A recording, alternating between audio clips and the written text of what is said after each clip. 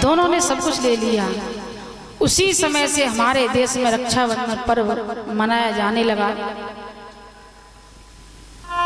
विष्णु भगवान बोले, मैंने बलि को वचन दिया है, एक रूप में मैं बलि की यहाँ पहरेदारी करूंगा और दूसरे रूप में तुम्हारे साथ वैकुंठ में निवास करूंगा। इस प्रकार वामन भगवान ने सारा राजपाट लेकर के देवताओं को सौंप दिया। अब हम सूर्य वंश में प्रवेश करेंगे। मनु महाराज के पुत्र थे शर्याती, लेकिन उससे पहले भागवत और रामायण की थोड़ी बातें हैं कि श्रीमद् भागवत का मतलब क्या है। श्री माने लक्ष्मी, मद माने नारायण, भ माने भक्ति,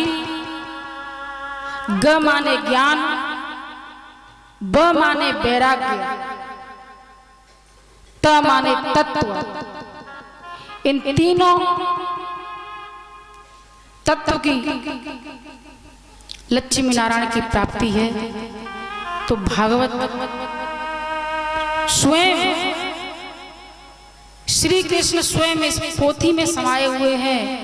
यहाँ स्वयं विराजमान है, जहां पर श्रीमद् भागवत कथा महायज्ञ चलता है।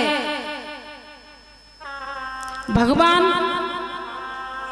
स्वयं विराजमान हो जाते हैं। ये प्रत्यक्ष प्रमाण होता है। रामायण रामचरितमानस, राम का चरित्र मनुष्यों के ऊपर, श्लोक माने संसार, श्लोक माने संसार, दोहा दो ही है, रा और मां। छंद क्षण क्षण में व्याप्त है परमात्मा, प्रत्येक क्षण क्षण में। सोरठा जो दो नामों को रटेगा उसकी जीवन नैया पार हो जाएगी। चौपाई धर्म अधर्म को मोक्ष चार चीजों से मिलता है। इस प्रकार भागवत कथा और रामायण का सार बताया गया है। ज्ञान की गंगा में अगर हम डूबक लगाएं तो इतना ज्ञान है कि हम उसे कई वर्षों तक का वर्णन नहीं कर सकते। ये कथाएं तो सूक्ष्म रूप से की जाती हैं। आगे सूर्यवंश में प्रवेश करेंगे। शर्याती की पुत्री द्वारा च्यवन ऋषि का पति बनाना कि शर्याती राजा एक बार अपने परिवार सहित महात्माओं के दर्शन के लिए निकले। जंगल में पहुंचे, महात्माओं की कुटिया देखी, साथ में उनकी पुत्री सुकन्या थी।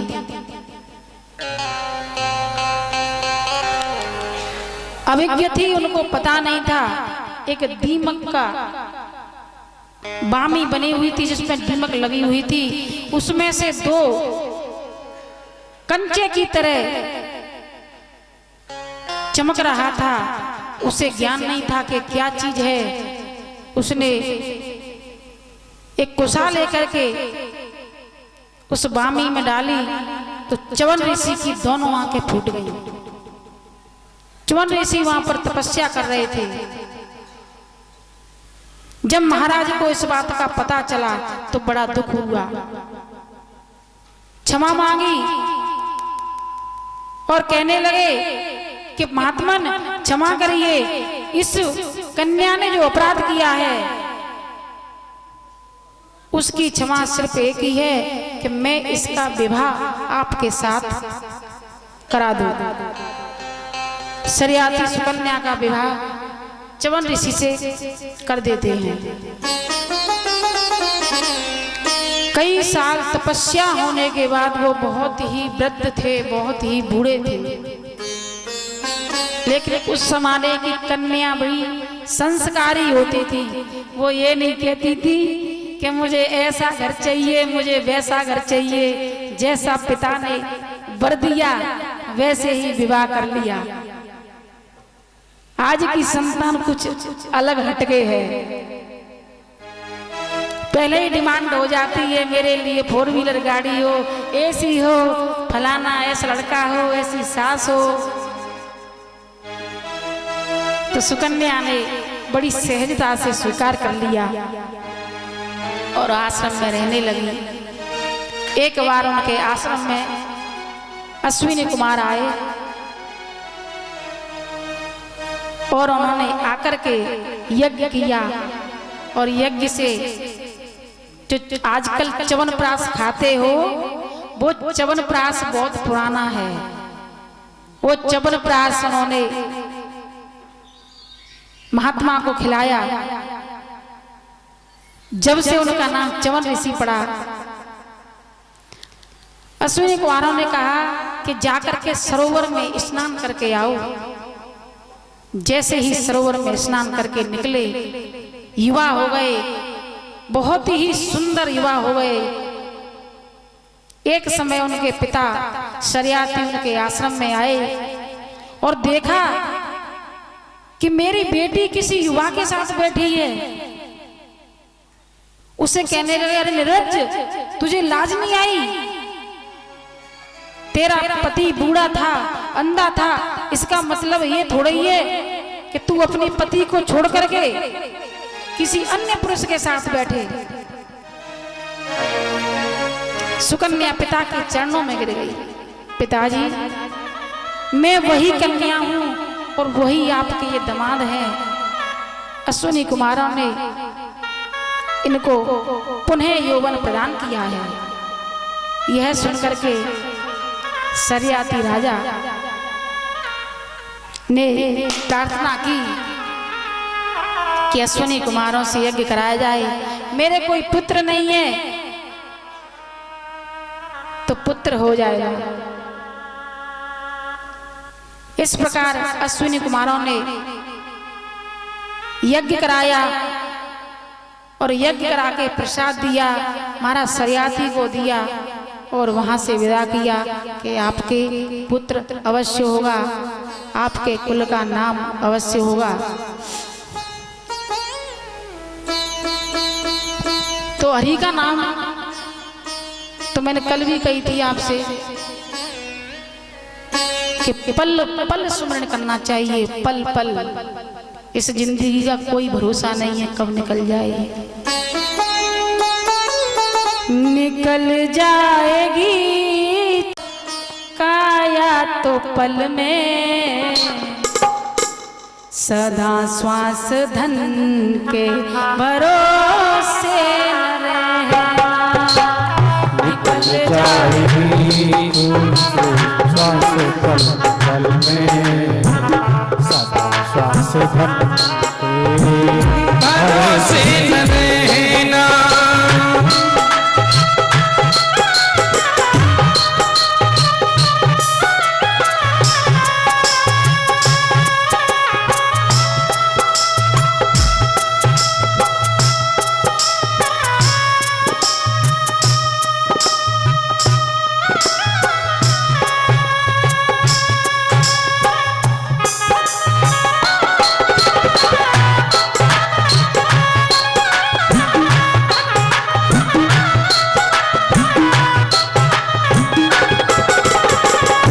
मन की गति है बड़ी निराली, मन की गति है बड़ी निराली। ये मन की गति है बड़ी निराली, ये मन की गति है बड़ी निराली। सदा श्वास धन के भरोसे न रहना, सदा श्वास धन के भरोसे न रहना।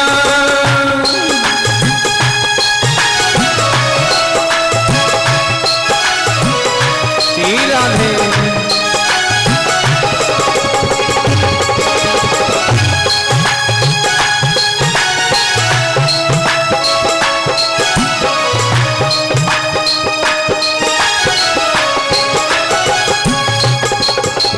तुमको जो मेरा मेरा कहेंगे, तुमको जो मेरा मेरा कहेंगे, जरूरी नहीं वो तुम्हारे रहेंगे, जरूरी नहीं वो तुम्हारे रहेंगे।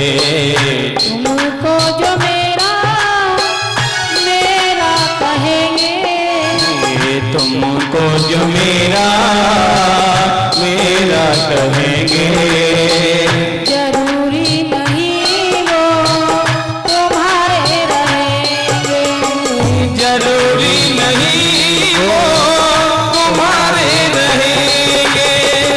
मतलब से मिलते हैं दुनिया के नाते, मतलब से मिलते हैं दुनिया के नाते, कभी इस मिलन के भरोसे रहना, कभी इस मिलन के भरोसे न रहना।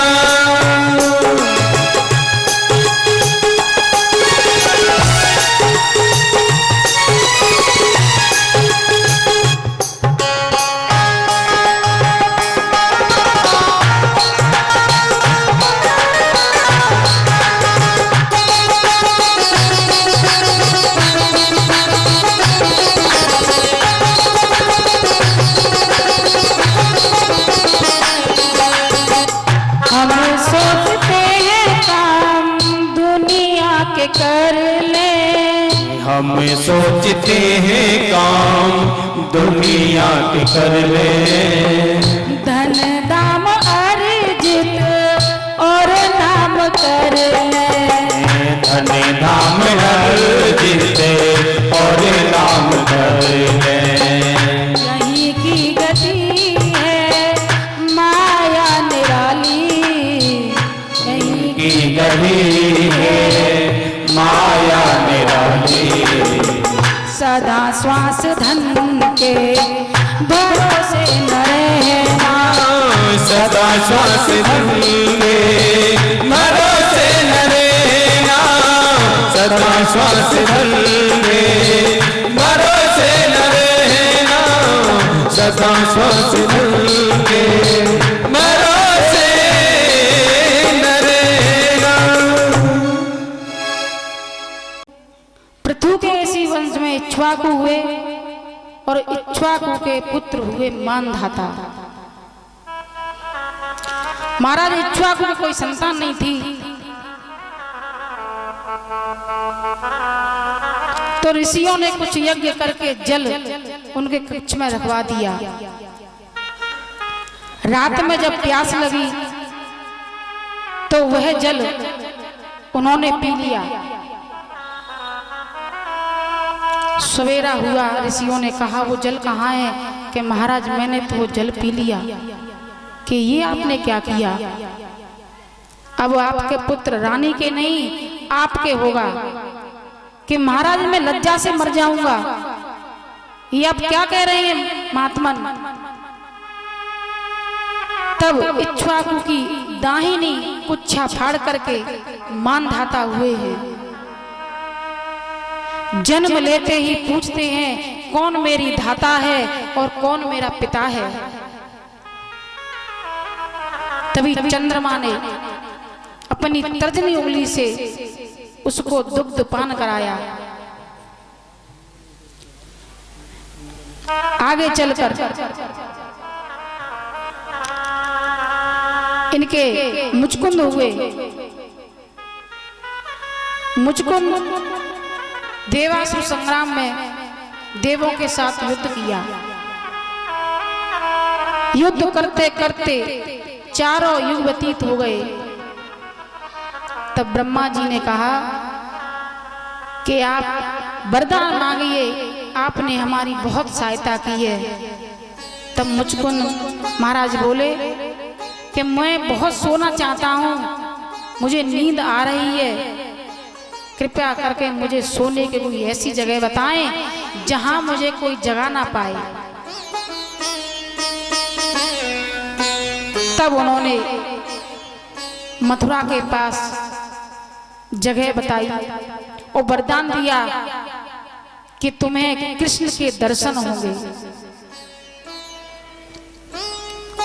इसी वंश में आगे चल करके सत्यव्रत त्रिशंकु नाम के राजा हुए।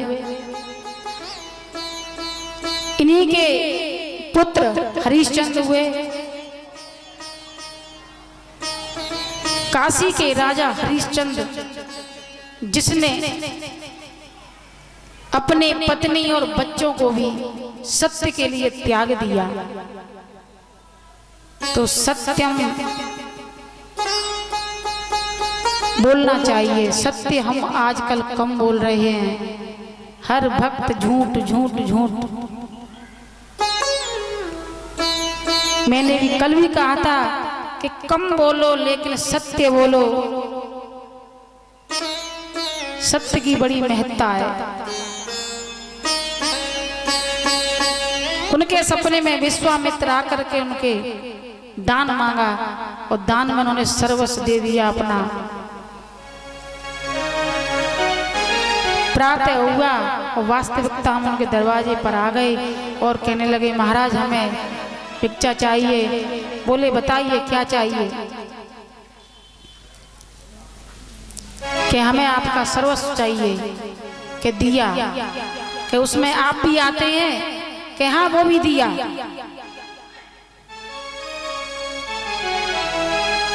निकल गए, छोड़ दी काशी नगरी। फिर भी कमी पड़ी। अपने बच्चे को बेचा, अपनी पत्नी को ब्राह्मण के यहाँ बेचा और खुद को एक डोम के यहाँ बेचा। एक दिन रोहतास को सर्प ने काट लिया। तारा के पास कुछ भी नहीं था। क्या करूं, कैसे इसका अंतिम संस्कार करूं, कुछ समझ में नहीं आ रहा है। लेकर के शमशान में पहुंची है राजा हरिश्चंद्र। कहते हैं देवी कर दीजिए। क्या कर रहे हैं पतिदेव? आप मेरे पति हैं और आप मुझसे कर मांग रहे हैं, ये आपका बेटा है। हरिश्चंद्र कहने लगे यहाँ कोई किसी का नहीं है, न कोई किसी का पुत्र है, ना कोई किसी का पिता है, ना कोई किसी की पत्नी है। अभी हम किसी और के अधीन हैं, इसलिए तुम्हें कर देना पड़ेगा। रुदन मचा रही है मैया तारा।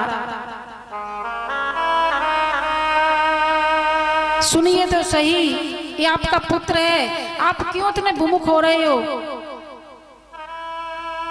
हाथ जोड़ के खड़े हो गए, देवी मुझे कर चाहिए। उसके पास कुछ नहीं था। अपनी आधी साड़ी फाड़ी और साड़ी फाड़ के हरिश्चंद्र को कर दिया है। जैसे ही पुत्र का दाह संस्कार करने वाले थे, विश्वामित्र ऋषि वहां पर आ जाते हैं। रुको राजन, तुम्हारी हर परीक्षा में तुम पास हो गए, अब और ज्यादा परीक्षा देने की आपको आवश्यकता नहीं है। मैं आपके सत्य की परीक्षा ले रहा था, आप अपने सत्य में परीक्षा में पास हो गए। तो ऐसी बात नहीं है कि सत्य आज भी है, कल भी रहेगा और आगे भी बना रहेगा। सत्य झूठ इस प्रकार उन्होंने उनकी नगरी को दिया। राजपाट लौटा करके विश्वामित्र जी अपने कुटिया में चले आए। सत्य की बात जो चल रही थी, बहुत सारे ऐसे लेख हैं, आगे चलते हैं। इनके वंश में राजा बाहुक हुए। बाहुक राजा के पुत्र हुए सगर। बाहुक राजा के कई पत्नियां थीं, उनके भी संतान हो रही थी। तपस्या की, उन्होंने मना किया। तपस्या की, जब उनको प्रसाद में कहा कि जाओ तुम्हारे पुत्र हो जाएगा, लेकिन उनकी सौतेली मां ने गर्भ में ही जहर दे दिया। और जब राजा सगर ने जन्म लिया तो उनके सर पर जहर रखा हुआ चलाया, इसलिए उनका नाम सगर पड़ा। राजा सगर के दो पत्नियां थीं, सुनीति और केसनी। केसनी और सुनीति, यहां भी वही कंडीशन, वही स्थिति थी। यहां भी पुत्र नहीं, करो तपस्या। जंगल में गए, महात्माओं के दर्शन किए, महात्माओं से कहा महाराज संतान नहीं है, क्या किया जाए? तभी कहते हैं कि जाओ। केसरी ने जाकर के महात्माओं के चरण स्पर्श किए, उन्होंने आशीर्वाद दिया, पुत्रवती भव। उसने आशीर्वाद को प्रसाद समझ के ग्रहण किया। लेकिन केसरी को जब भेजा, केसरी कहने लगी कि कहीं इस प्रकार कहीं बालक नहीं होते हैं, ये तो मनगढ़ंत कहानियां हैं। अगर ऐसा है तो मेरे 60,000 पुत्र हो जाए। उसके मन में ये भाव आया। महात्माओं ने देख लिया कि हाँ, इसके मन में क्या भाव है, इसकी भावना क्या है। कुछ समय व्यतीत हुआ। कुछ समय व्यतीत होने के बाद में उनके यहाँ पुत्र पैदा हुआ। केसनवी से असमंजस और सुमिति से मांस का पिंड हुआ। उसी मांस पिंड के 60,000 टुकड़े करा दिए गए। वही 60,000 पुत्र सगर के कहलाए। इधर असमंजस उनके हैं।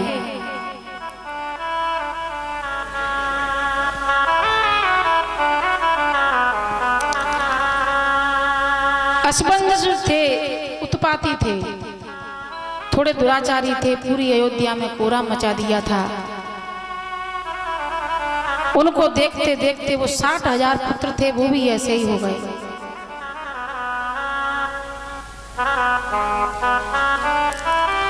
एक बार राजा सगर ने यज्ञ रचा। 99 यज्ञ कर चुके थे, 100वां यज्ञ था।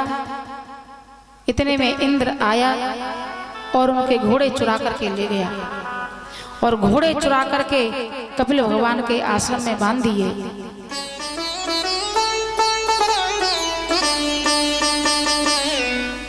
जब सगर ने 60,000 पुत्रों को ढूंढने के लिए भेजा, जाओ देख करके आओ मेरा घोड़ा कहाँ है। तो उनको सूचना मिली कि कपिल महाराज के आश्रम में, कपिल भगवान के आश्रम में आपका घोड़ा बंधा हुआ है। जिस वक्त वो कपिल भगवान के आश्रम में पहुंचे, उस समय वो ध्यान में मस्त थे, ध्यान अधीन थे, उन्हें कुछ पता नहीं क्या हो रहा है। और आकर के 60,000 पुत्र गाली देने लगे, बहुत बुरी भली कहने लगे। तभी उनके नेत्र खुले, और नेत्र खुले, उन्हें नेत्र खुलते ही 60,000 पुत्र भस्म हो गए। सगर को बड़ी चिंता हुई, पुत्र कहाँ है, कोई अता पता नहीं है। यज्ञ होने वाला है, न घोड़े की पता है न उसकी पता है।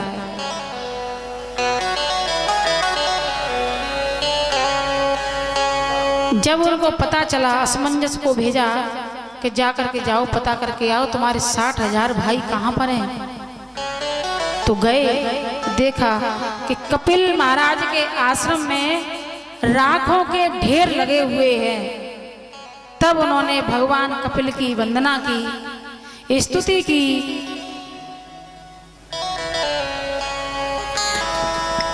हो मेरा दिल तो दीवाना हो गया मुरली वाले तेरा, हो मेरा दिल तो दीवाना हो गया मुरली वाले तेरा, मेरा दिल तो दीवाना हो गया मुरली वाले तेरा, मेरा दिल तो दीवाना हो गया मुरली वाले तेरा, मेरा दिल तो दीवाना हो गया मुरली वाले तेरा, ओ मुरली वाले तेरा, कमली वाले तेरा, मुरली वाले तेरा, कमली वाले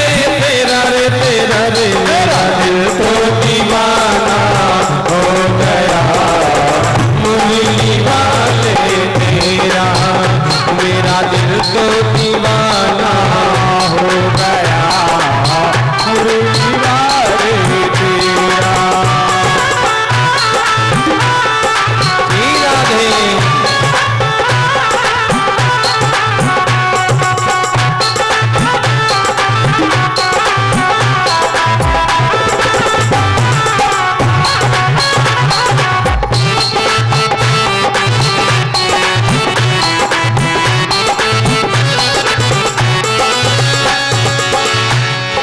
जब से नजर मिल गई है, जब से नजर मिल गई है, जब से नजर मिल गई है, जब से नजर मिल गई है, उजड़े चमन की कली खिल गई है, उजड़े चमन की कली खिल गई है, उजड़े चमन की कली खिल गई है, उजड़े चमन की कली खिल गई, यहाँ नजरे मिलाना हो गया मुरली वाले तेरा रे तेरा रे, मेरा दिल तो दीवाना हो गया मुरली वाले तेरा रे।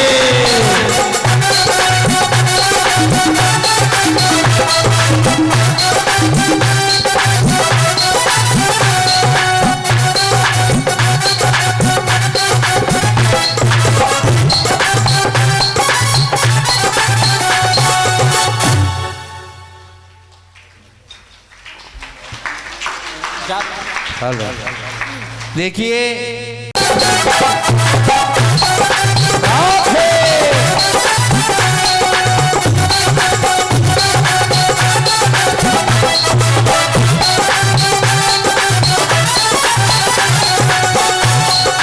दीवानगी ने क्या क्या दिखाया, दीवानगी ने क्या क्या सिखाया, दीवानगी ने क्या क्या दिखाया, दीवानगी ने क्या क्या सिखाया, दुनिया छोड़ा के तुमसे मिलाया, दुनिया छोड़ा के तुमसे मिलाया, दीवाना जमाना हो गया मुरली वाले तेरा, मेरा दिल तो दीवाना हो गया मुरली वाले तेरा, मुरली वाले तेरा, मुरली वाले तेरा, कमली वाले तेरा,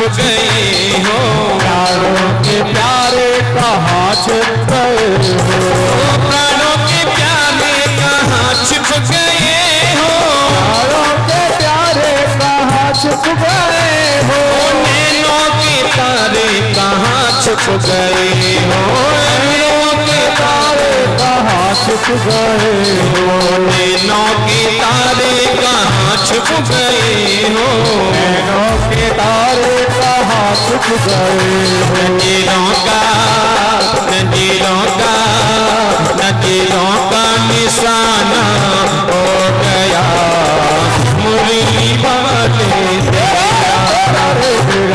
सो दीवाना हो गया, मुरली वाले तेरा, मेरा दिल तो दीवाना हो गया मुरली वाले तेरा, मेरा दिल तो दीवाना हो गया मुरली वाले तेरा, मेरा दिल तो दीवाना हो गया मुरली वाले तेरा, मेरा दिल तो दीवाना हो गया मुरली वाले तेरा, मेरा दिल तो दीवाना हो गया मुरली वाले तेरा, मुरली वाले तेरा। बोलिए बाके बिहारी लाल की। कूटते कूटते उसका पति आ गया, और जैसे ही पति आया उतने में पड़ोसन आ गई। पति ने कहा पानी दो, तो उसने जिससे धान कूटते हैं छत से लगा दिया अपने शक्ति तत्व से बल से। अब पड़ोसन ऊपर नीचे देखे ऐसे कैसे हो गया कि भाई तुम पे ऐसी शक्ति कहाँ से आई कि मैं अपने पति को जब कहते हैं तब खाना बना के खिलाती हूँ, जब कहते हैं गर्म पानी करती हूँ, जब कहते हैं बिस्तर लगाती हूँ, जब कहते हैं पैर दबाती हूँ, इसलिए मेरा ये शक्ति आ गई है मुझ में। अच्छा ऐसी बात है, अब कल घर जाके हम भी ऐसा करेंगे। पति को बुलाया, जबरदस्ती बिठाया, चलो मैं तुम्हें नहलाऊंगी। पति बोला ये तो पागल हो गई है, भोजन के लिए आप क्या खाओगे? बोला जो चाय बना लोगे। नहीं, आप जो कहोगे वही भोजन बनेगा। उसने भोजन बना दिया, पैर पकड़ के खींच लिए, सो जाइए पैर दबाऊंगी मैं आपके। पैर जबरदस्ती दबा रही है। अब कहने लगी कि तुम खेत से आना और मुझ पे पानी मांगना। क्या ठीक है, परमेश्वरी जो कहेगी मैं वही कर लूंगा। खेत से आया और उसने पानी मांगा। उसने जैसे ही ऊपर फेंका वो उसके मुंह पे नाक फूट गई, मुंह टूट गया। क्योंकि जो शक्ति, जो ज्ञान जिसको मिलता है वो उसी के लायक है। हम किसी की होड़ नहीं कर सकते। तो इसी बात पे राधे राधे हो जाए।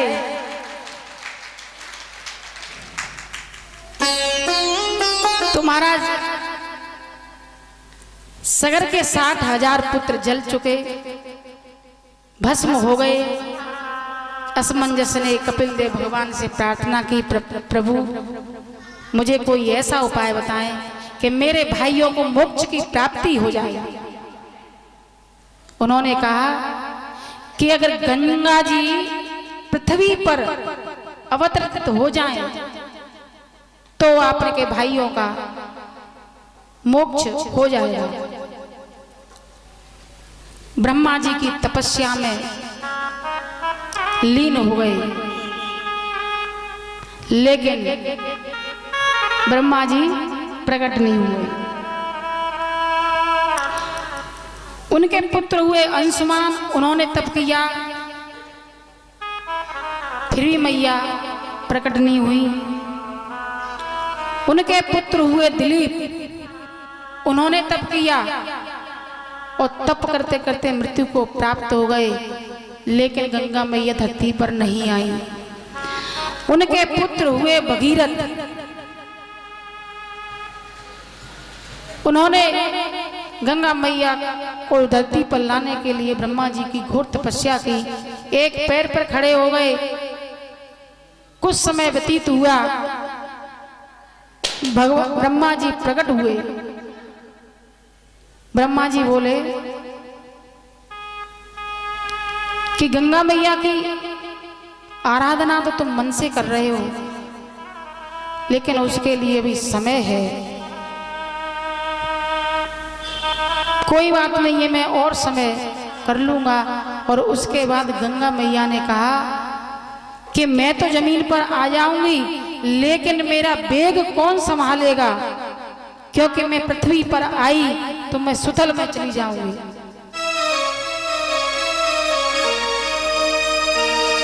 तो क्या किया जाए कि भोलेनाथ की तपस्या करो। भोलेनाथ की तपस्या की। भोलेनाथ प्रकट हुए। भगवान, मेरे भाई कपिल भगवान के श्राप से जल के भस्म हो गए हैं और मैं उन्हें मोक्ष दिलाना चाहता हूं। अगर आप मैया गंगा का वेग संभाल लें तो। भगवान भोलेनाथ बोले, गंगा को इतना घमंड कि उसका कोई वेग नहीं संभाले। दे दो आज्ञा, मैं संभालूंगा उसका वेग। क्यों संभालूंगा? क्योंकि एक बार एक कथा आती है कि गंगा भी भोलेनाथ को चाहती थी और मैया पार्वती जी चाहती थी। अब मैया पार्वती के मन में विचार आया, मैं भोलेनाथ को चाहती हूँ और इधर गंगा चाहती है, इसका समाधान कैसे हो। तभी दुर्वासा ऋषि उधर से आ रहे थे और सारी बातें गंगा चुपके सुनती थी। तभी मैया पार्वती बोली, दुर्वासा ऋषि के ऊपर कोई जल फेंकेगा तो उसको मनचाहा वर मिल जाएगा। आहा, गंगा मैया खुश हो गई। पानी फेंकते ही मुझे वर प्राप्त हो जाएगा। और उन्होंने दुर्वासा ऋषि के ऊपर जल फेंक दिया। दुर्वासा ऋषि ने उन्हें श्राप दिया, जाओ, जिस प्रकार तुमने मेरे ऊपर जल फेंका है तुम जल ही हो जाओ। जब से गंगा जल में प्रवाहित हो गई, हिमाचल की पुत्री और पार्वती की बड़ी बहन थी। तभी भोलेनाथ प्रकट हुए, तुम चिंता मत करो, मेरे जो पुत्र होंगे वो तुम्हारे गर्भ से होंगे, तुम्हारे यंश से होंगे। और ये कहकर के तुम आओ तो सही, मैं तुम्हें अपनी जटाओं में धारण करूंगा, मैं अपने शीश की शोभा बनाऊंगा तुम्हें। इस प्रकार गंगा मैया जैसे ही ब्रह्मलोक से आती हैं, भगवान भोलेनाथ के जटाओं में उलझ जाती हैं। अब उनका मान मर्दन कैसे हो, कई वर्षों तक तांडव करते रहे। तब मैया गंगा ने कहा, प्रभु मैं जिस कार्य के लिए आई हूं उस कार्य को मुझे करने दीजिए।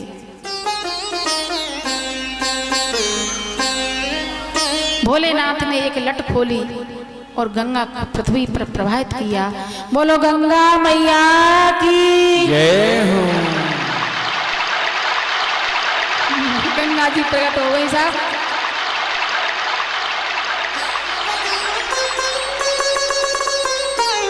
चली आ रही है माता गंगा।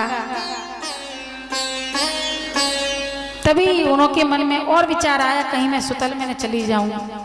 इतने में जहनु ऋषि आ गए और पूरी गंगा को पी लिया। घमंड तो व्यक्ति को हर बात पे हो जाता है। उसके घर 4 पहिया की गाड़ी आ गई तो अहम हो गया, मकान बनवा ली। हर किसी के अंदर नहीं होता है, अलग अलग प्रवृत्ति होती है लोगों की। ऐसी बात नहीं है कि कोई अपने दिल पे न ले, ये तो सामान्य बातें हैं, होती रहेंगी। उनका अहम जहनु ऋषि ने तोड़ दिया कि किस गंगा की बात करती हो, मैं सारी गंगा को पी जाऊंगा। तब मैया गंगा ने क्षमा मांगी और 60,000 पुत्रों को मोक्ष प्रदान किया।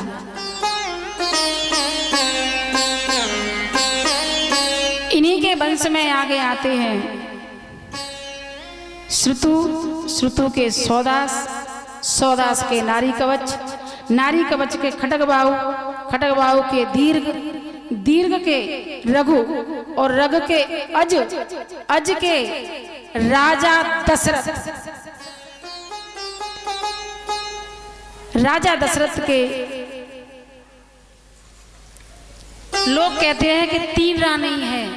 राजा दशरथ के 353 रानी थी, 3 पटरानी थी मात्र। इस प्रकार अब हम सूर्य वंश में प्रवेश कर चुके हैं और भगवान राम की कथाओं का वर्णन होगा। तो कृपया हृदय में भक्ति और प्रभु का नाम स्मरण करते हुए उनका आह्वान कीजिए, हे प्रभु श्री राम, अब आपकी कथाओं का वर्णन होगा, तो आकर के हमें आशीर्वाद दें और प्रभु का गुणगान करें। जो खेल गए प्राणों से श्री राम के लिए, बोलिए सियावर रामचंद्र भगवान की। बताओ इतनी जोर से हम बोल रहे हैं लेकिन तुम्हारे हाथ थोड़ी उठे हैं। हाथ दिए हैं तो दोनों हाथ खोल करके बोलिए बालाजी महाराज की। क्योंकि श्री राम जी का सुंदर चरित्र हमारे व्यास जी के मुखारबिंद से सुनाया जाएगा। श्री राम का जयकारा अवश्य लगाएं।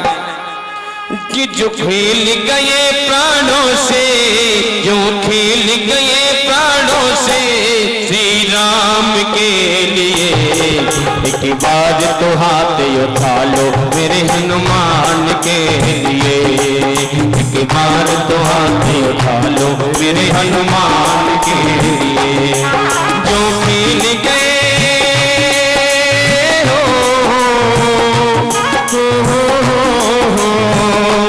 जो खेल गए प्राणों से श्री राम के लिए, बार तो हाथ उठा मेरे हनुमान के लिए। श्री राधे। बार तो हाथ उठा मेरे हनुमान के लिए।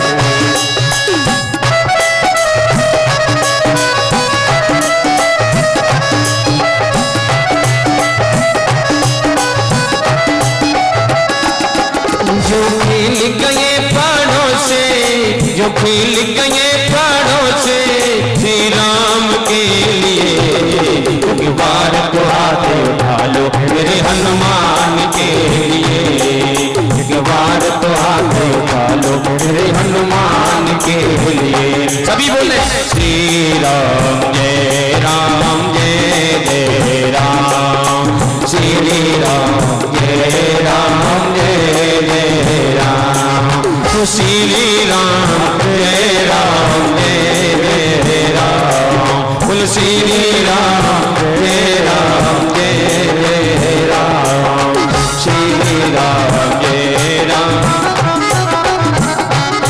सागर को लांग के इसने, सागर को लांग के इसने सीता का पता लगाया, सीता का पता लगाया।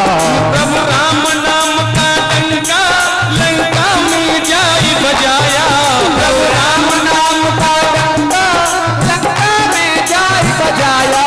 माता अंजनी की, माता अंजनी की ऐसी संतान के लिए, एक बार तो हाथ उठा लो मेरे हनुमान के लिए, एक बार तो हाथ उठा लो मेरे हनुमान के लिए।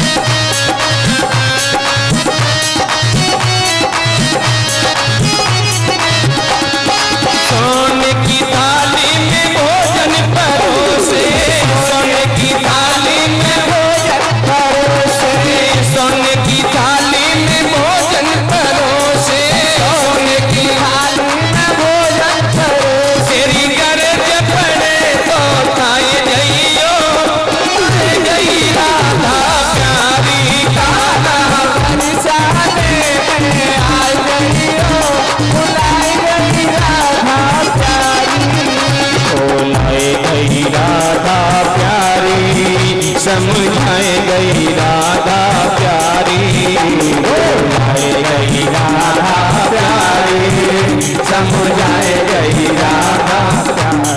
वो कान्हा बरसाने में आए गई ओ, बुलाए गई राधा प्यारी, कान्हा बरसाने में आए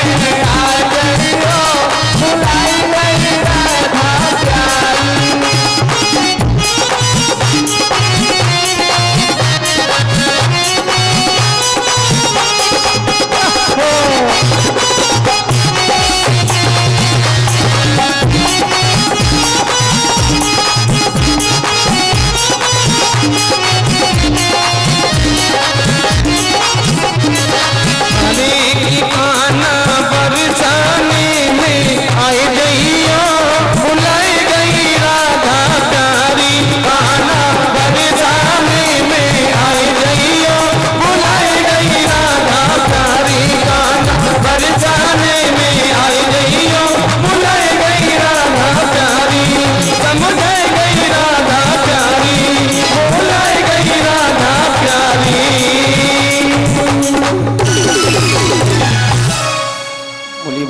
मैं आपको ये बताता हूँ कि 5 माताओं ने, 5 स्त्रियों ने भगवान राम को चाहा। सीता ने इच्छा से, सवरी ने परीक्षा से, सती ने परीक्षा से, सवरी ने प्रतीक्षा से, शूर्पणखा ने समीक्षा से और स्वयं प्रभा ने शिक्षा से।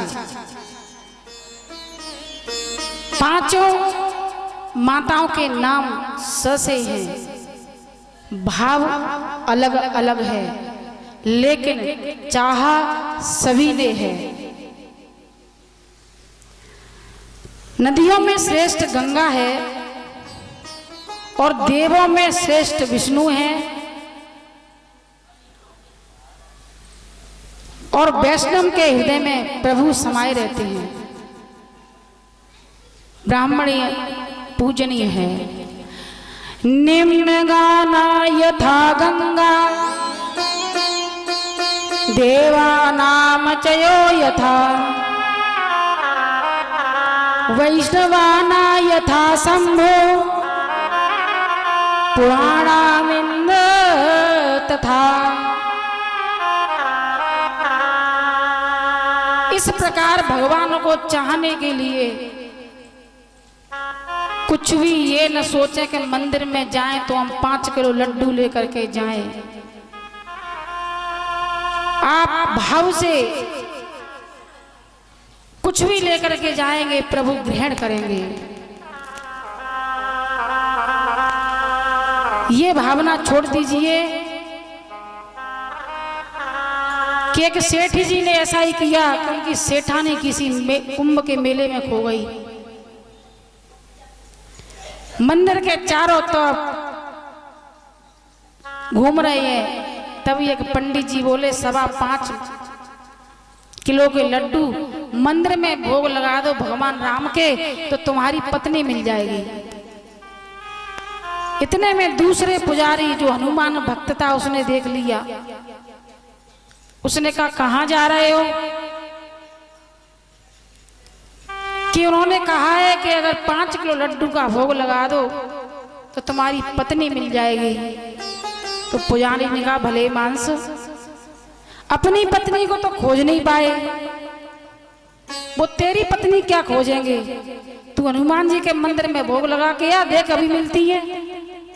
और जैसे ही पहली परिक्रमा लगी, उसकी पत्नी उसी साइड में चली आ रही थी, उसी तरफ चली आ रही थी। अरे पुजारी जी, आप तो बड़े ज्ञानी हैं कि हम तो पहले ही बता रहे थे कि जो अपनी पत्नी को नहीं खोज पाया वो तेरी पत्नी को क्या खोजेगा। तो अब हम रामायण में प्रवेश करेंगे। एक बार राजा दशरथ देवताओं के साथ युद्ध करते हुए विजयी हुए और लौट करके आ रहे थे। रास्ते में एक काला पुरुष मिला उस काला पुरुष ने दशरथ को देख करके पीठ फेर ली और कहने लगे कि क्या बात है भाई, ऐसा क्या अवगुण है हम में जो हमें देख करके आपने मुंह फिर लिया है? कि राजन आप सीधे चले जाओ, मत उलझो मुझसे, अगर मेरे चक्कर में पड़ गए तो आपकी जिंदगी खराब हो जाएगी। कि नहीं, हम ऐसे पराक्रमी राजा हैं, देवताओं के साथ में दैत्यों से युद्ध किया है और आप बात करते हो कि हमारी जिंदगी खराब हो जाएगी? बताइए तो सही। कि महाराज रहने दीजिए, मैंने अच्छों की जिंदगी खराब कर दी है। जिसकी गृह में घुस जाता हूं फिर उसका सपड़ा लगता नहीं है। जैसे ही मुंह दिखाया, शनि महाराज की दृष्टि राजा दशरथ पे पड़ी और राजा बेहोश होते हुए नीचे चले आ रहे हैं। इतने में जटायु आए और जटायु ने अपनी बाहों में ले लिया। तब राजा दशरथ को होश आया, कहने लगे, हे मित्र, आज तुमने मेरे प्राण बचा लिए, बताइए मैं आपके लिए क्या दूं? कि महाराज मुझे कुछ नहीं चाहिए, मैं तो सिर्फ ये चाहता हूं जिस वक्त मेरी मृत्यु हो उस वक्त आपके पुत्रों के हाथों में हो, आपके पुत्र के दर्शन हो। राजा के मन में बड़ा विचार आया, पुत्र तो है नहीं है, मैं वचन कैसे दे दूं? आप मेरे प्राण ले लीजिए, वो भी आपके बचाए हुए हैं। बोले, राजन मैं सिर्फ आपके पुत्र के बाहों में दम तोड़ना चाहता हूं। राजा दशरथ के मन में बड़ी गिलानी हुई और वहां से चली आए। एक बार भूपति मन माही भई गिलाने मोर सुत नाही। मन में बड़ी गिलानी हुई, मेरे कोई पुत्र नहीं है। एक पुत्री थी शांता, जो मैंने अपने मित्र को दे दी। अब मैं अपने चारों तरफ बच्चों को खेलता हुआ देखता हूँ तो मेरा भी मन करता है कि मेरे घर में कोई पुत्र हो, मेरे कुल का नाम आगे बढ़े। मन में विचार किया, वशिष्ठ महाराज के पास गए, महाराज जी कोई व्यवस्था करवाइए, मेरे कोई पुत्र नहीं है। तब वशिष्ठ जी ने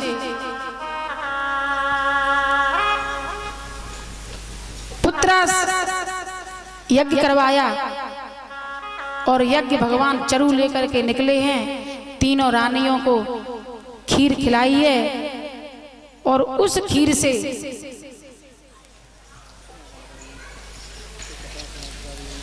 मैया कौशल्या के पहला महीना हुआ, छठवां महीना हुआ, 7वां, 8वां और 9वां महीना हुआ और 9वें महीने में कौशल्या मैया के भगवान राम ने जन्म लिया है। बोलो भगवान रामचंद्र की जय हो। भई प्रगट कृपाला दीन दयाला कौशल्या हितकारी हर्षित में तारी मुनि मनहारी अद्भुत रूप विचारी लोचन अभिरामा धन धन श्यामा निजयुध भुजारी भूषण वनमाला नयन विशाला शोभा सिंधु धरा करे कर चोरी तालियों के साथ के विधि करो माया गुण गाना गीत यमाना तेरा पुराण करुणा सुखी सागर सब गुण आगर श्री गावन श्रुति संता शोभा माही मुरारी जनय अनुरागी दया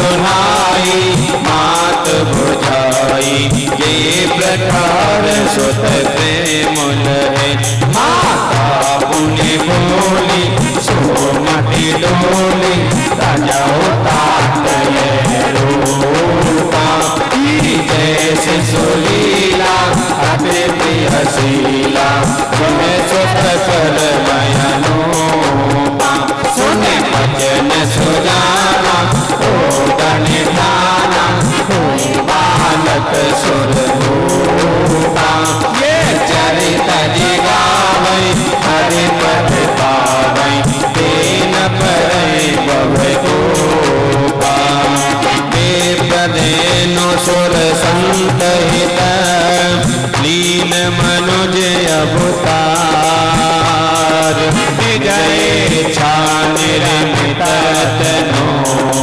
आया गुण गोपा सिया भरे रामचंद्र पति जय शरणम शंकर हरिओ जय जय सिया राम जय जय हनुमान हरि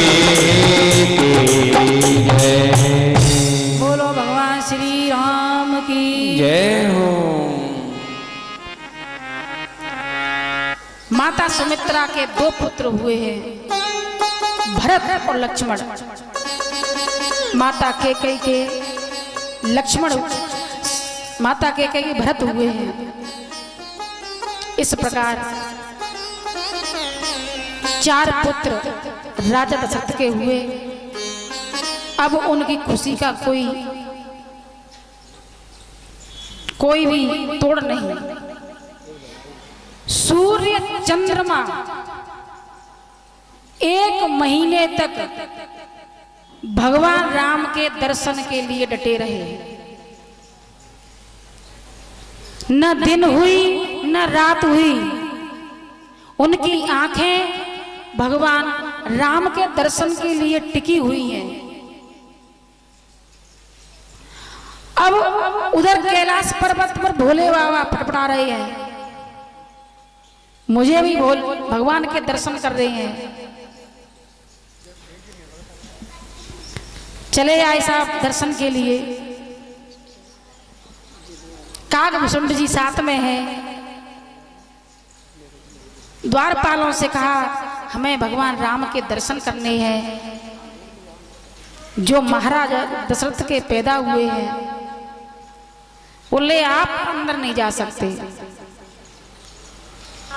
तभी उन्होंने कहा कि अपना वेश बदलो। भोलेनाथ ने एक पंडित का वेश बनाया, कागभूषुंड जी ने उनके चेले का वेश बनाया और द्वारपालों से कहा बहुत बड़े विद्वान हैं, पूछ के देखो तो सही। अच्छा विद्वान है तो आइए अंदर आइए। लेकिन कागभूषुंड जी पीछे रह जाते हैं।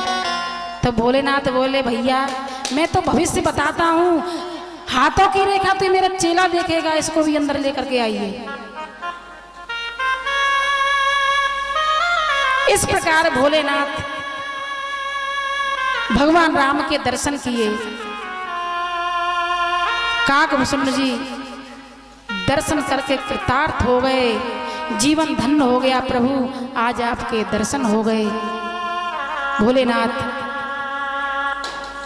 दर्शन करके वहां से चले जाते हैं। उनका नामकरण संस्कार होता है। नामकरण संस्कार के बाद में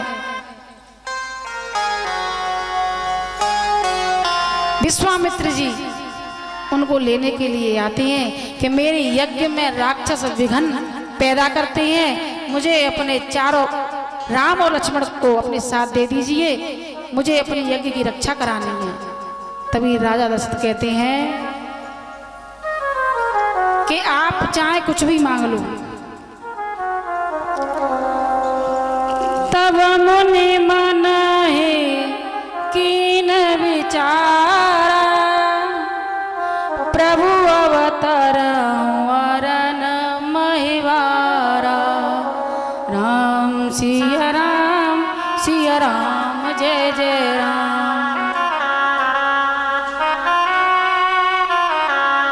अपने पुत्रों को मुझे दे दीजिए।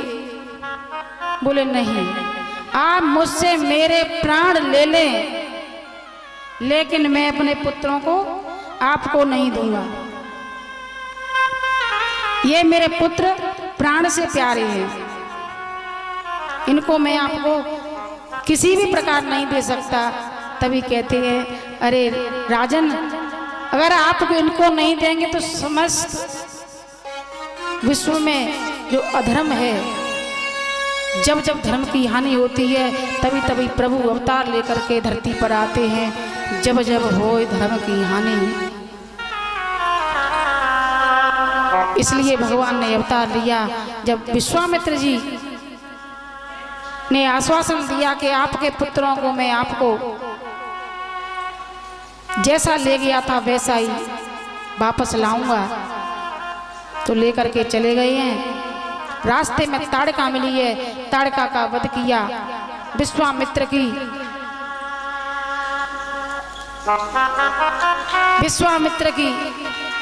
यज्ञ की रक्षा की। और उसी समय विश्वामित्र जी के यहाँ जनकपुरी से निमंत्रण आता है कि राजा जनक की पुत्री सीता, उसका स्वयंवर होने वाला है, तो आप आए।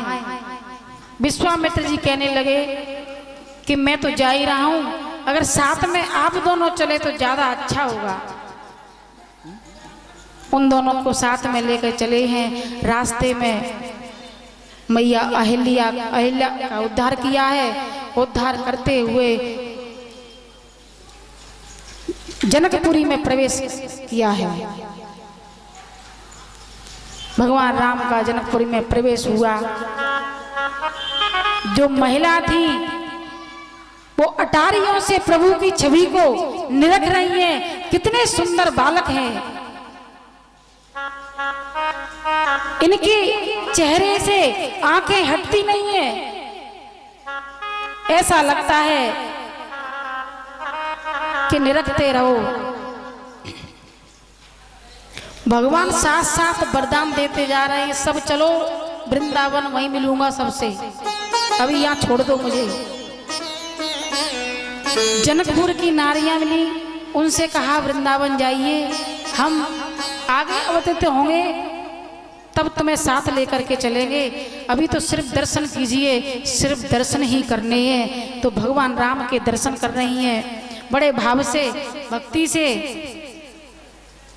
भगवान के राम का गुणगान किया उन्होंने।